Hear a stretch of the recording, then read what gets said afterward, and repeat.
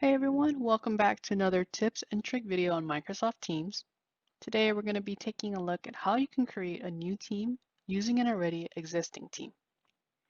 Now the reason why you may want to leverage an already existing team is to copy over the same data, channels, settings, and members.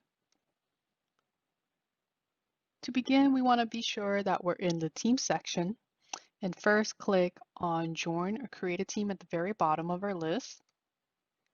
Then select create team. And from here, we want to choose the create from, which is selecting a copy over an already existing Office 365 group or team. Then choose team. And here you'll see a list of teams that you currently own that you can make a copy of. For this purpose, I'm going to select sales and marketing. Then you want to give your new team a unique name. In this case, I just want to create a private team of the sales and marketing where only certain documentation are allowed to be viewed by certain members. So again, I want to change the privacy to private. And then at the very bottom, you can see what you want to copy over originally from the team that's being copied from. So we can apply the same tabs, apply the same team settings, apps, or even member. Again, because I'm creating a private group, members may not be an option I want to copy over. All right.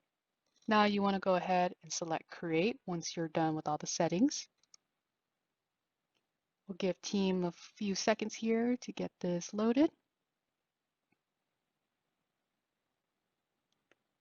All right, now this window right here is giving you the option of which members you want to include into your new teams.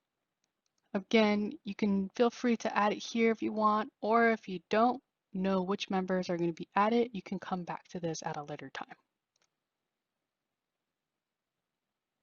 All right.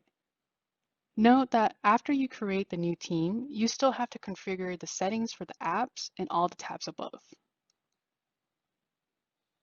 All right, now that you know how to create a new team from an already existing team, we hope that you found this video helpful. Please give us a like and hit the subscribe button to be notified when we upload new tips and trick videos, and we'll see you next time.